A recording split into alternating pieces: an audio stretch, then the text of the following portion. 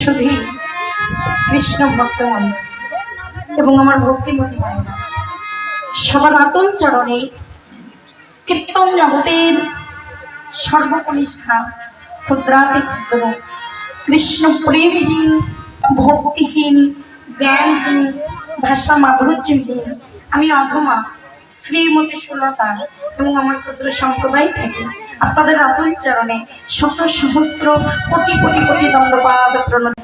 কৃষ্ণ জনিতাই জনিতাই আদে মজ আদে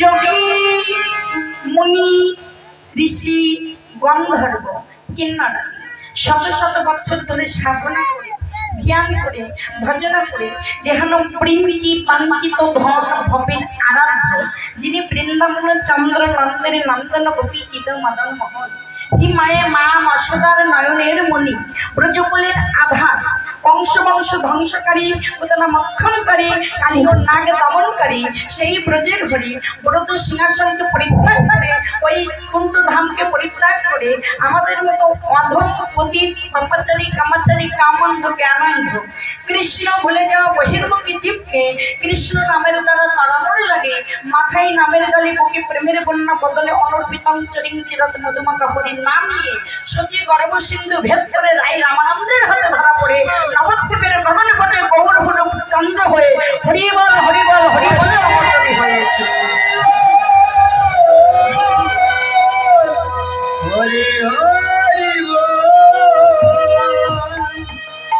যিনি আমার মা যশোদার নয়নের মণি ব্রজকুলের আধার সচ্চিদানন্দ বিগ্রহ অনাদের আদি শ্রী গোবিন্দ যিনি বৃন্দাবন চন্দ্র কৃষ্ণস্থ স্বয়ং ভগবান এসেছেন কারে ডাকে না অদ্বৈত আচার্যের আকুল আহ্বান। এই অদ্বৈত আচার্য যিনি আমার ভোলেনাথ সেই ভোলেনাথের অংশ অদ্বৈত আচার্য এই অদ্বৈত আচার্যের আকুল আহ্বান ব্রজের ব্রজেন্দ্র নন্দন কৃষ্ণ ছুটে এসেছিলেন। বাবা এই যেমন দাদা ভাই আপনাদেরকে নিমন্ত্রণ করেছে, আরো দুই দাদা ভাই আছেন, যাই হোক এই ভাইরা মিলে আপনাদেরকে এত সুন্দর পরিবেশের উপস্থাপন করে দাঁড়ে দাঁড়ে গিয়ে আপনাদের নিমন্ত্রণ করে এসেছে, তাই আপনারা সাড়া দিয়ে এসেছেন সাধু সঙ্গের আসে পরিবার। সাধু সঙ্গ সর্বশাস্ত্রে হয়, সাধুর সঙ্গ লাভ মাত্র জীবের পুণ্য প্রাপ্ত হয়। সাধুর সঙ্গ মানে কি সাথে থাকা, সঙ্গ মানে কিন্তু সাথে নাই। যদি কোথাও যান বলা চলে যে বাজারে গিয়েছিলাম অমুকের সাথে, বৈষ্ণব অনুষ্ঠানে গিয়েছিলাম অমুকের সাথে। এই যে সাথে যাওয়া মানে দেহটাকে সঙ্গে নিয়ে যাওয়া, কিন্তু সঙ্গ করা আর সাথে থাকা কিন্তু একা নয়। সঙ্গটা কোনটা, যেটা আত্মার ব্যাপার, মনের ব্যাপার। আপনি এখানে বসে আছেন কিন্তু বৃন্দাবনের কথা যদি ভাবতে থাকেন, বৃন্দাবনের গুরুচরণ আশ্রয় করতে থাকেন এখানে বসে বসে, এটাই হলো গুরুচরণের সঙ্গ, বৃন্দাবনের সঙ্গ।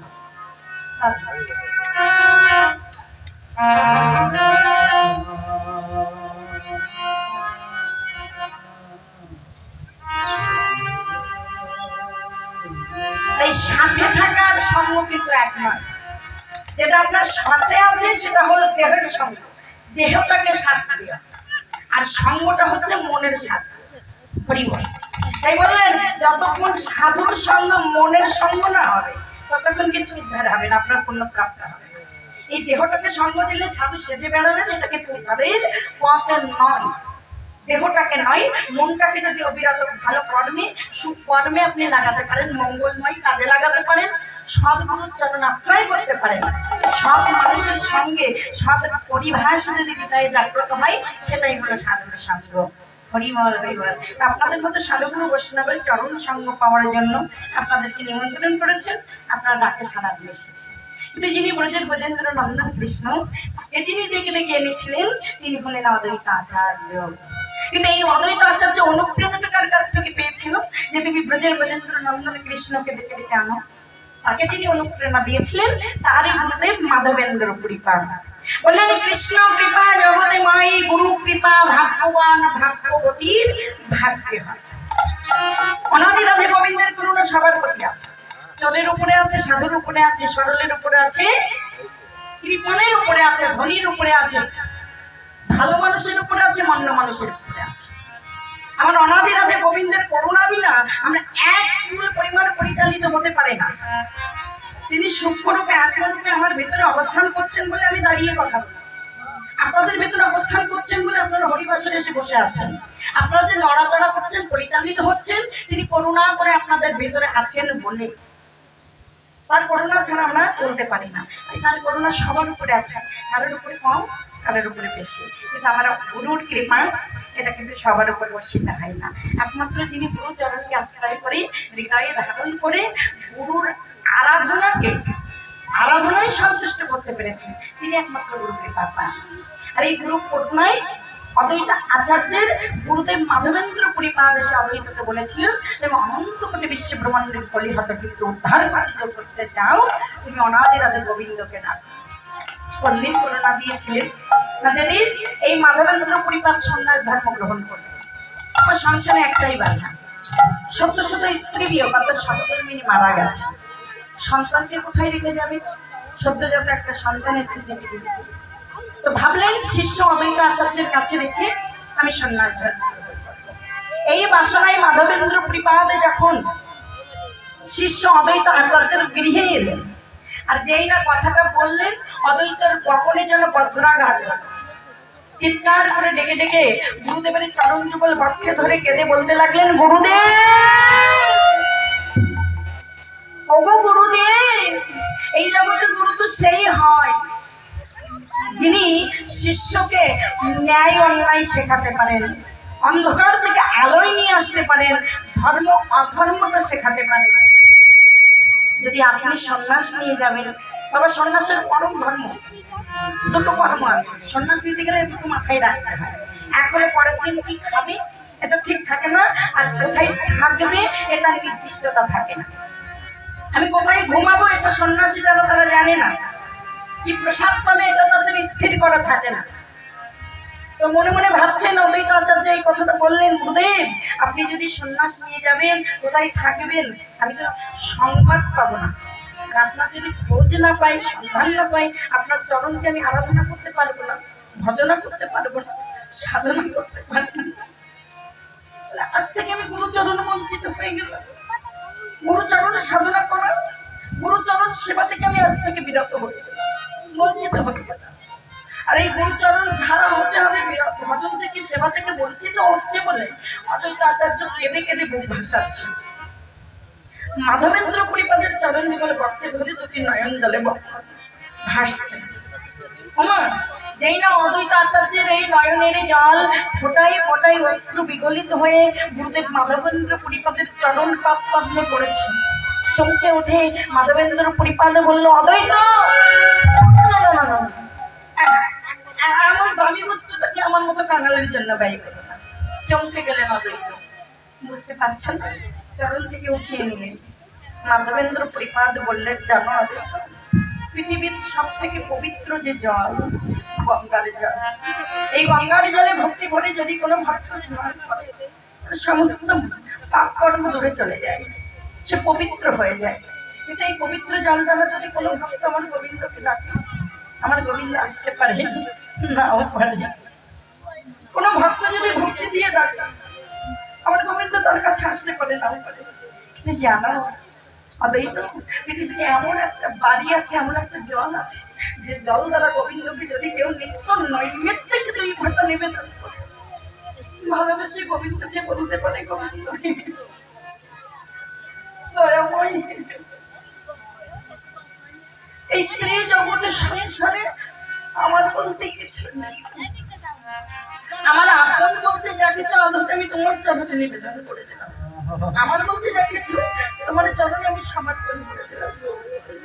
এইভাবে সমর্পিত দেহ মন মাত্রকে সমর্পিত করে দুই ফোঁটা করে নয়নের বাড়ি যদি আমার গোবিন্দ চরণে নিবেদন করে, আমার ভক্তাদিন ভগবানের সব সইতে পারে, ভক্তের নয়নের বাড়িতে সইতে পারে। তাই আমার দামি বস্তুটা যে বস্তু তবে ভগবানকে পাওয়া যাবে, ভগবানকে পাওয়া যাবে, ভগবানকে হৃদয় মন্দিরে প্রতিষ্ঠা করা যায়, আমার মতো কাঙালের জন্য ব্যয় করা। শুধু আমার মতো সুখের জন্য, চাওয়ার জন্য, পাওয়ার জন্য ব্যয় করো না। যদি ব্যয় করতে হয় স্বয়ং অনাদিরাতে গোবিন্দেরই জন্য ব্যয় করো। অদ্বৈত তুমি তো বললে যে কে আমাকে উদ্ধার করবে, সেই অনাদিরাতে গোবিন্দ যদি তোমার ডাকে একবার আসে, শুধু তোমাকে নয় এই অনাদিরাতে তোমার বিশ্বব্রহ্মাণ্ডের কলি হত দীপ্ত হরি ভালো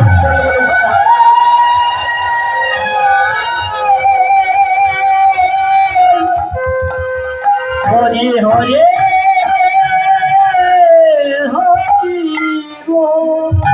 তাই যদি কাঁদতে হয় জগতে সুখের জন্য কেঁদো না, জগতে দুঃখের জন্য কেঁদো না। যদি নয়ন জলে ব্যয় করতেই হয় অনাদিরাতে গোবিন্দের জন্য, যিনি এসে তোমাকে পরম সুখ দিতে পারবে। এই জগতে আপনি সুখ যাবেন বলে হয়তো ভগবানের কাছে কাঁদলেন, কিন্তু সুখ পাবেন না। সুখ একমাত্র পরমারাধ্য ভগবান দিতে পারে। ঘটনাটা কেমন একটু বাস্তব দিয়ে বোঝাই বাবা।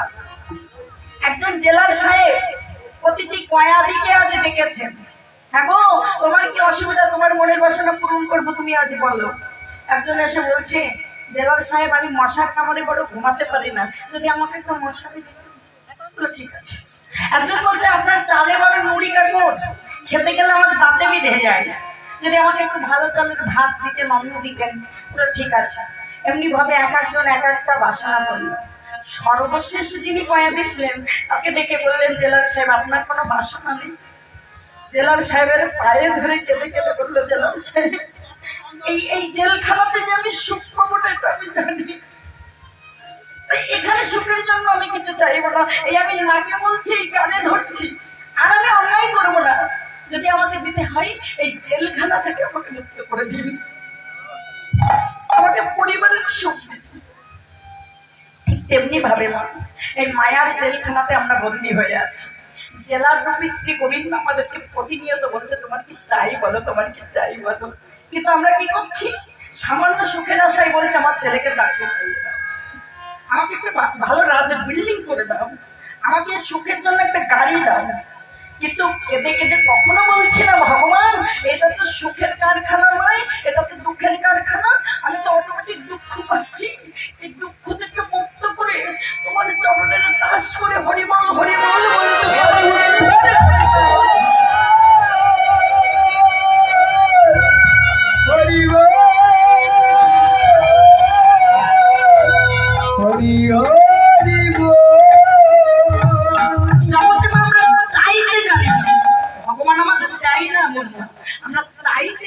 সঠিক সময় কোনটা চাইতে হয় এর চাইতে জানি না। চেয়েছিলেন কি? বলি মহারাজ, বলি মহারাজ যিনি আজ দান ব্রত যজ্ঞ করছেন, সবাইকে দান করবেন বলে বলে স্থির করেছেন, যে যা চাইবে তাকে দান করবো। বলি মহারাজ কি চেয়েছিলেন দেখুন, অসুর কুলে জন্মগ্রহণ করেছেন, স্বর্গ মর্ত্য পাতাল তিন ভুবন জয় করে ফেলেছেন।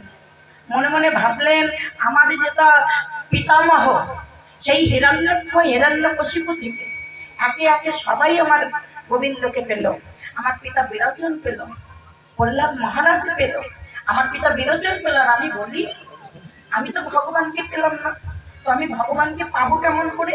তাহলে এই স্বর্গ মর্ত্য পাতাল তিন ভুবন আমি দান করব। আর এই দান করবার আশাই যজ্ঞ শুরু করেছেন।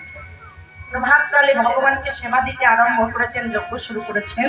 হঠাৎ তাকিয়ে দেখলেন তারে একজন বৈষ্ণব ব্রাহ্মণ এসেছে, পেটে হাঁটো বামন বেশে এসেছেন ভগবান। যেই না ভক্ত দান করবেন ভগবান কাঙালে বিকালি হয়ে গেলেন, ছুটে এসেছেন। জয় বলি মহারাজের জয়, জয় বলি মহারাজের জয়, জয় বলি মহারাজের জয়। ছুটে এসেছেন। বলি মহারাজ ভেবে নিলেন, শুনেছি ভগবান নিজেই বলেছেন আমার হতে আমার নাম বড়, আমার নাম হতে আমার ভক্ত বড়, আরে ভক্ত থেকে ভক্তের চরণ বড়। ভগবান থেকে যদি ভক্ত বড় হয় তাহলে আগে ভগবানের নয়, আগে ভক্তের সেবা। আমি ছুটে যাবো ভক্তের কাছে। ভগবানের সেবা ছেড়ে বলি মহারাজে ছুটে গেছেন ভক্ত বামন অবতার রূপী ভগবানের কাছে। ভগবানের কাছে গিয়ে বলছেন, আসল বিপ্র কি সৌভাগ্য, প্রভাতকালে আপনার মতো ব্রাহ্মণের বৈষ্ণবের দর্শন পেলাম, বলুন আপনার কি চাই? ভগবান বললেন, আমি তো এই খাটো মানুষ, আমার চরণ দুটো একটু দেখে নিন, আরো ছোট ছোট, আমার বেশি কিছু চাওয়া নেই, আমার শুধু ত্রিপাদ ভূমি হলেই হবে, যেখানে বসে আমি একটু ধ্যান করব। বলি মহারাজ বললেন, আপনি যেমন দৈহিক অনুসারে খাটো, আপনার বুদ্ধিটাও খাটো। আমি সর্বমত্ত পাতাল দিন ভুবন দেবো, একটু বেশি করে চাইতে পারতেন, তা না হলে ঠিক মতো ভূমি চাইছেন মাত্র। বলি মহারাজের কথা শুনে ভগবান বললেন, আমি অযাচিত চাই না, কারণ অযাচিত চাইলে দুঃখটা বাড়ে। যার যত তালা বেশি তার জ্বালা বেশি, তার টাকা বেশি তার দুঃখ বেশি। কেউ যদি 500 টাকার ব্যবসা করে 500 টাকায় লস হবে, তার দুঃখটা এতটুকু হবে। আর 5 লক্ষ টাকা কিংবা 5 কোটি টাকার ব্যবসা যিনি করছেন, লস হলেই 5 কোটি টাকার লস হবে, তাহলে তার দুঃখটা কেমন হবে? এই বলে তার জ্বালা বেশি তার তালা বেশি, অর্থাৎ যার অর্থবিত্ত বেশি তার জ্বালাও বেশি। আমি বেশি চাই না, যতটুকু প্রয়োজন ততটুকু বলেই আমার প্রয়োজনটুকু বেশি। বলি মহারাজ এই না বললেন তথাস্থ, বললো এই তথাস্থ বললে হবে না, আমাকে কথা দিতে হবে। আর এই কথা শুনে বলি মহারাজের হাসি পেল। সর্বমাত্র পাতাল দিন ভ্রমণ দান করবো, সেখানে 3 পদ ভূমির জন্য আমাকে কথা দিতে হবে? আরে বিপ্লব, তাই হবে, তথাস্থ। আমার কথাই ঠিক হবে। সেই না নয়ন মেরে চাইলেন, 3 বার অঙ্গীকার করে তাকিয়ে দেখলেন, বললেন এ কে?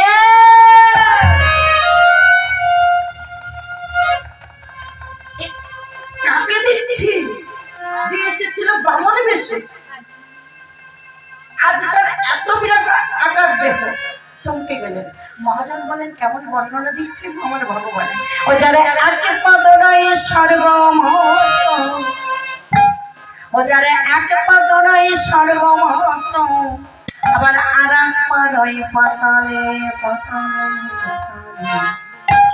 আমার ঘরে জন্মেছে আজ দুরন্ত বছর, ওদের এক পদরাই স্বর্গে মধ্যে, ওদের এক পদরাই স্বর্গে মধ্যে, আর এক পদরাই পাতালে।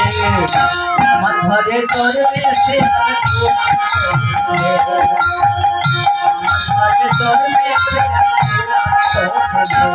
ওদের এক পদরাই সর্বমহৎ, ভোলা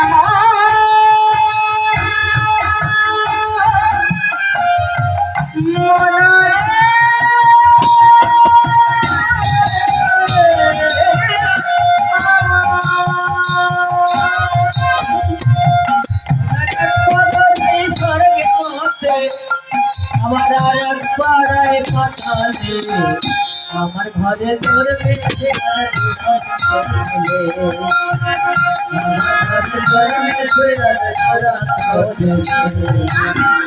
খেতে দিলে মনে না কাঁদলে মা দিলে সে মনে, আর খেতে দিলে না পারে শহর, মা দিলে সে পরে। যেটা খেতে দিয়ে গ্রহণ করবে তা কিন্তু নয়। যদি কোনো ভক্ত ভক্তি দিয়ে তাকে সেবা না দেয়, সে কিন্তু গ্রহণ করে না। সেবা দিলেই সে গ্রহণ করবে এমন নয়। বলে আমার জন্য রাজ ভোগ নয়, রাজে ফল নয়, দামি বস্তু নয়, শুধু একটা নয় তুলসীর পত্র, মনো তুলসী অর্পণ করে সেবা দিলে এই গ্রহণ করে, কিন্তু ভক্তি ভরে দিতে হবে। আহা, খেতে দিলে কবে না আবার না দিলে সে করে না করে গ্রহণ, আবার না দিলে সে করে বলি এ দুরন্ত হয় না শান্ত।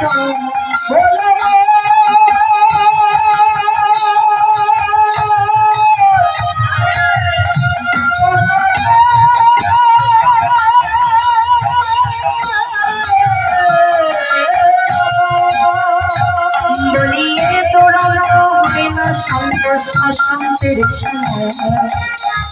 আমার ঘরে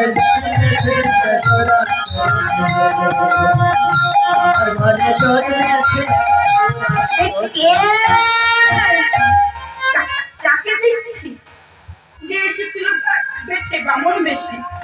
আহা, যার এক চরণে স্বর্গমত্ত নিয়ে নিয়েছে, দ্বিতীয় চরণে পাতাল নিয়েছে, এবার বলছে মহারাজ আমি তৃতীয় পদখানা কোথায় রাখবো একবার বলে দাও। বলি মহারাজ মনে মনে ভাবছেন, ভগবানের কাছে প্রতিজ্ঞা করেছে, অঙ্গীকার করেছে, প্রতিজ্ঞা ভঙ্গকারী পাপাচারীর সমান। আহা, তাহলে আমি আচারি হয়ে যাব? আমি কি ভগবানের কথাকে রাখতে পারবো না? মাথা নত করে কাঁদছি। বাবা, এতক্ষণ যিনি জ্বালানার অন্ধকার দিয়ে দর্শন করছিলেন মা, আর সইতে পারলেন না। যে সেই বলিরাজের স্ত্রী বৃন্দাবনী এতক্ষণ স্থির ছিলেন, কিন্তু যেই না দেখলেন স্বামী মাথা নত করছে, ছুটে এসেছেন। এ হলো প্রকৃত সহধর্মী। স্বামীর সম্মান পূর্ণ হচ্ছে দেখে ছুটে এসেছেন, স্বামীকে অপমানিত হতে হচ্ছে দেখে ছুটে এসেছেন। স্বামী আর্য মানা এমন করে মাথা নত করার কিছু হয়নি। বৃন্দাবনী যেই না কাছে গিয়ে বসেছে, বলি মহারাজ মাথা নত করে বলল, বৃন্দাবনী তুমি জানো না, আমি ভগবানকে প্রতিশ্রুতি করেছি 3 পদ ভূমি দান করবো, আর 2 পদে সমস্ত কিছুই দখল করে নিয়েছি। 3য় পদখানা কোথায় রাখতে দেবো আমি বুঝতে পারছি না। বৃন্দাবনী বললেন, সব দান করে নি, সব ভগবান হরণ করে নি, কিন্তু এখনো তো আপনার 3.5 বিঘা জমিন বাকি আছে, ওটাই দিন, ওটা আপনি ভগবানকে দিন। চমকে গেলেন বলি মহারাজ, বুঝতে পারছেন না? বললো সবকিছু হরণ করে নিলেও যেটা আমার আমার বলে দাবি করতে পারেন, যতক্ষণ ভগবান হৃদয়ে থাকে, এই দেহ ক্ষেত্র থাকে, ততক্ষণ আমার বলে দাবি করা চলে। এই দেহ ক্ষেত্র ভূমি যেটা তো ভগবান নিতে পারেনি, ওই ক্ষেত্র ভূমিটাই দান করে দিন। এই 3.5 বিঘা জমিন আপনি দান করে দিন ভগবান। কিবা পিতা কিবা পুত্র পত্নী কেন নয়। ওই দিন বলি মহারাজ বৃন্দাবলীকে প্রণাম করেছিল। শোনো, ধর্মজ্ঞানে জ্ঞানী করে যদি গুরু হয়, তাহলে পিতা গুরু হতে পারে, পুত্র হতে পারে। আজ থেকে তুমি আমার পত্নী, সহধর্মী, তোমাকে আমি গুরু বরণ করে দিলাম। যিনি এই দুঃখের জগৎ থেকে মুক্ত করে গোবিন্দের চরণে নিবেদন করে, সেই তো গুরু। আমি আজ থেকে তোমাকে গুরু বরণ করলাম। বৃন্দাবনীর কথা বলি মহারাজ দেহ জমিখানা দান করতে বসেছে। আহা, বৃন্দাবলী বললেন, স্বামী আপনি তো চাষি ভালো, বর্গা নিয়ে এসেছিলেন, চাষ ভালো জানেন না। জাগতিক জগতে রোমা ক্ষেতের মাঝে আপনাদের এদিকে যথেষ্ট ফসল ফলে, কৃষি কাজ করে, তো খেতে আপনি যতই দামি দামি বীজ বপন করুন না কেন, এখন ওই জমিতে যদি জো না থাকে, রস না থাকে, বীজের অঙ্কুর হবে না। ঠিক তেমনি ভাবে এই দেহ ক্ষেত্র মাঝে যতই গুরুদেব করুণা করে পরিণামের বীজ বপন করলো না কেন, সেখানে যদি নয়ন বাড়ির চোখ প্রবাহিত না হবে, তাহলে হরিনামের বীজের অঙ্কুর হবে না। জাগতিক ক্ষেত্র মাঝে যেমন দামি বীজ বপন করলেও যৌন থাকলে বীজের অঙ্কুর হয় না, এই দেহ ক্ষেত্র মাঝে গুরুদেব অযাচিত করুণা করে যতই হরিনামের বীজ বপন করুন না কেন, যদি ভক্তির জোর না থাকে, প্রেমের জোর না থাকে, নয়ন বাড়ির রস না থাকে, তাহলে সেখানে ভক্তি প্রেম হরিনামের বীজের অঙ্কুর হয় না। এটা চাষি ভালো না, জমিতে সেচ দিতে পারে না, নয়ন বাড়ি সেচনা করে দেহক্ষেত্রকে প্লাবিত করতে পারে, তাই ওই জমিনটা আপনি চাষ করেন। যে জমিনটা আপনি সোনা ফেলাতে পারেনি, ওটাই ভগবানকে দিয়ে দিন। বলি মহারাজ এবার মাথা পেতে দিল, ভগবান যদি 3য় পদ রাখতে হয়, এই পদপাদ দেহক্ষেত্র মাঝে মস্তকে তুমি তোমার 3য় চক্রখানা রাখো। মহারাজ চাইছে, দেখুন আহা, এই সেই জায়গাটা আমরা চাইতে জানি না, বলি মহারাজ চাইছে। ভগবান বললেন, মহারাজ বারে বারে যুগে যুগে আমি ভক্তের কাছে আসি, ভক্তকে দিতে আসি, আমি তো ভক্তকে নিঃস্ব করে দিতে পারি না। তুমি তোমার সর্বমত্ত পাতাল দিয়ে ভগবান দিলে, এমনকি দেহটাকেও আমায় দান করে দিলে, একটা কিছু তুমি আমার কাছে চেয়ে না। বলে যে স্বর্গ দিয়েছি, ওটা তো দেবতার স্থান, যে মত্তভূমি দিয়েছি এটা তো মানবের স্থান, যে পাতাল দিয়েছি ওটা বাসুকী নাগের স্থান। আমার বলতে তো আমি কিছু দিইনি, যে দেহ জমিন কানা দিয়েছি, এটা তো আমি আপনার কাছ থেকে বর গাছি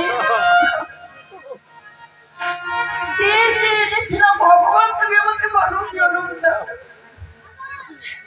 সাথে একটা জনম দাও, যেখানে গিয়ে আমি তোমার সঙ্গ করবো, কোনো কীর্তন করবো। কিন্তু আমি তো চাষি ভালো না, ভালো ফসল ফলাতে পারি, এই পতির জমিটাই দান করে দিয়েছি। আমি এগুলো থেকে চাই না ভগবান, যদি আমাকে দিতে হয় তুমি তোমাকে আমায় দাও। ভগবান বলছে আপনার বিচার আছে, বুদ্ধি আছে, সবকিছু আমার নামে লিখে দিলেন, আবার আমাকেই যদি রেজিস্ট্রি করে নিলেন, তাহলে আমার যা কিছু সব তো আপনার হয়ে গেল, যেটা আমাকে দিয়েছেন তার দ্বিগুণ পেয়ে গেলেন। বলি মহারাজ বললো আমার এত কিছু চাই না, যদি দিতে হয় আপনাকে আমায় দিন, ওই চরণে জীবন আমায় দিন। ভগবান বললো নিশ্চয়ই মন্দির তৈরি করে আমাকে সেবা করবে না। বলি মহারাজ বলেছিল না ভগবান, আমার তো ভক্তি নেই, আমার সেই ভক্তির বাক্য নেই যে হস্ত দিয়ে আমি তোমার সেবা করতে পারবো। তবে হ্যাঁ, আমার মন্দিরের স্বপ্নকে তোমাকে দাঁড়িয়ে রাখবো। সবাই তো মৃত্যুর কাছে পরাজিত হয়, সমনের ডাকে সবাইকে যেতে হয়। যেদিন সমন এসে আমার চুলের মুষ্টি ধরে আমাকে সিংহাসন থেকে নামাবে, মৃত্যু এসে আমাকে ঘরের বাহির করবে, সেদিনই যখন আপনাকে আমার দ্বারে দাঁড়িয়ে থাকতে দেখবে যমরাজ, তখন হয়তো করুণা করে আপনার চরণ সান্নিধ্য পাওয়ার আছে, আমাকে ছেড়ে দিলেও দিতে পারে। আসরিক জীবনে আমি অন্য কোনো বাসনা নই ভগবান, আমি সর্বমত্ত পদান্তির ভগবান চাই না। যদি দিতে হয় আপনার এই রাতুল চরণের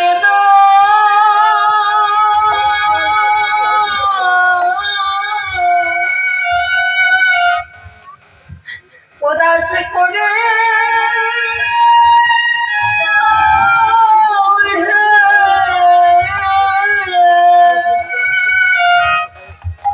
তোমার তো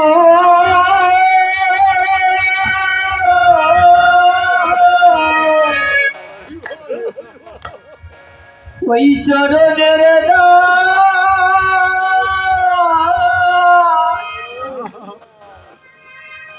চরণের দাস করে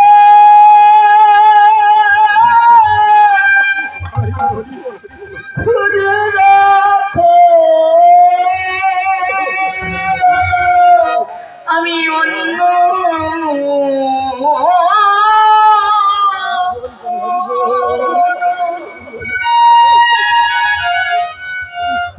ধনে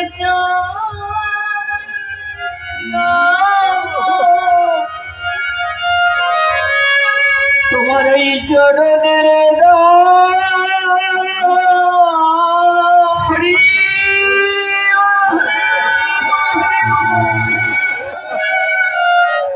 চরণের দাস করে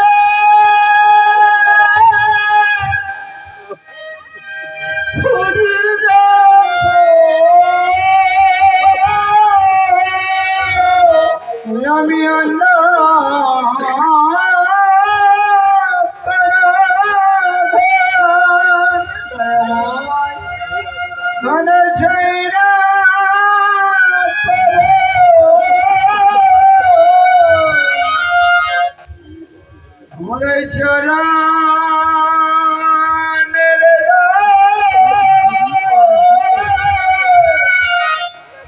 কাছে করে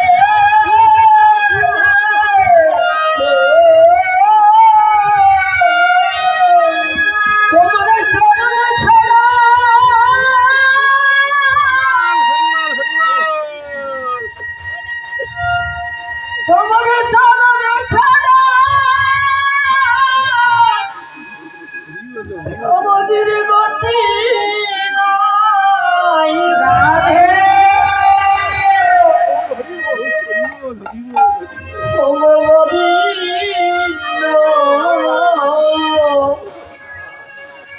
আমার চরণের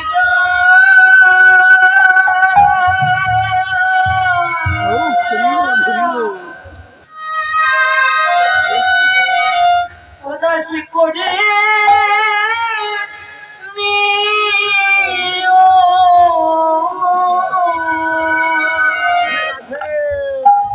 আমি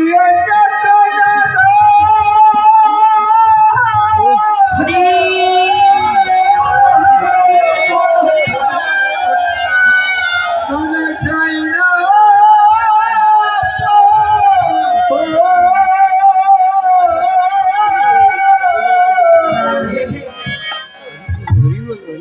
চরণের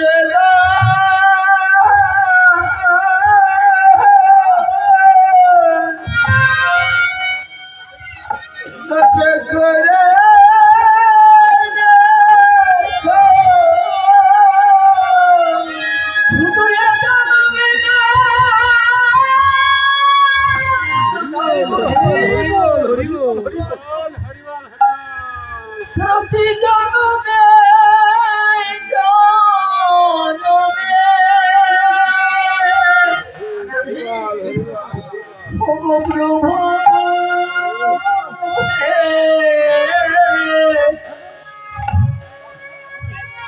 তোমার চরণের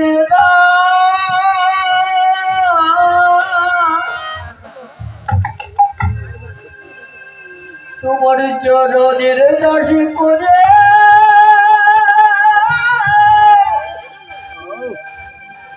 করে নিও।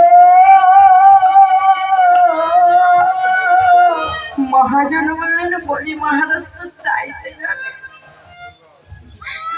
আমার মতো তো চাইতে জানে না। তবে ভগবান আমি একটাই কথা বলবো, শুনেছি তোমার হতে তোমার নাম বলো। জীবনে কোনোদিন আমি তোমাকে পাইব না,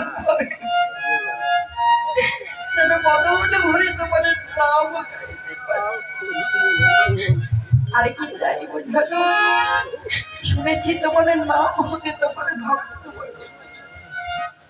তোমার ওই রাতুল চরণ আমি জীবনে কোনোদিন যদি এই হৃদয়ে ধারণ না করতে পারি, শুধু একটাই বাসনা করে যাব, যখন তোমার হতে তোমার ভক্ত বলে তোমার চরণ আমি সন্নিহিত পাইবা না পাই, যেন তোমার নামে কোনো গান গাইতে গাইতে দুটি নয়ন বাঁধি দিয়ে ওই ভক্তের সমাজে বসে আমি যেন ভক্তের রাতুল চট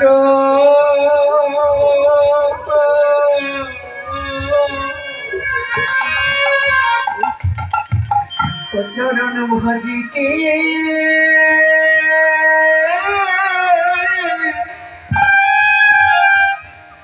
ভজিতে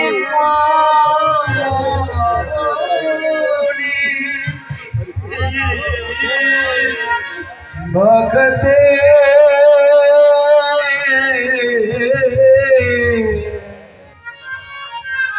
ভক্তের রতা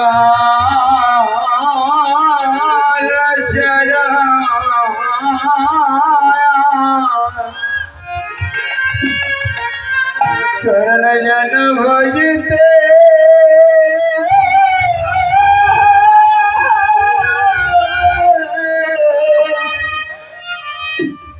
भजते पारे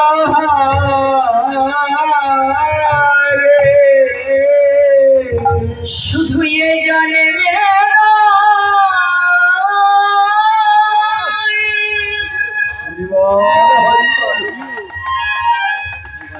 শুধু এ জানে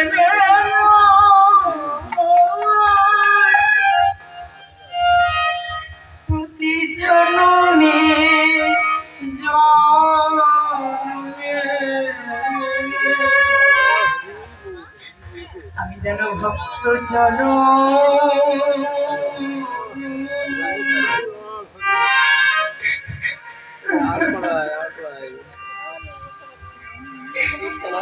সদা ভজিতে পারি। শুধু এই জনমে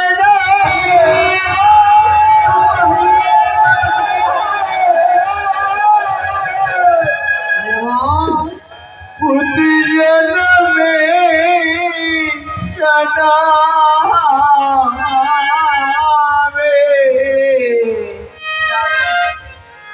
আমি যেন পুত্র চরণ ধুলে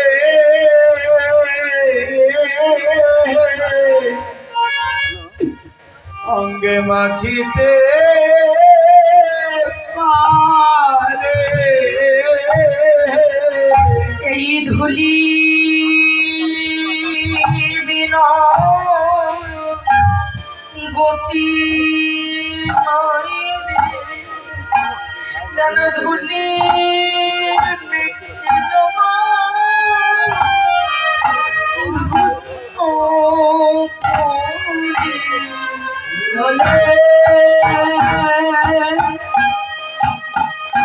বিনা গতি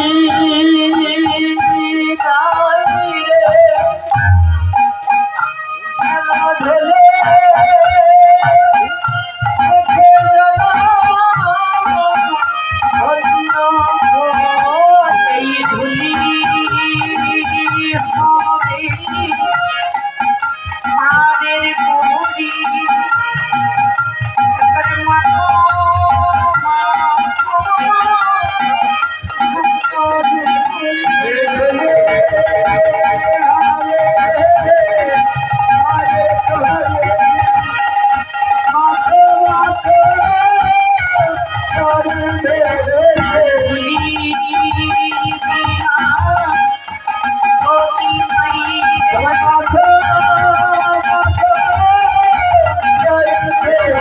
কেমন দিনার আই কি না হয়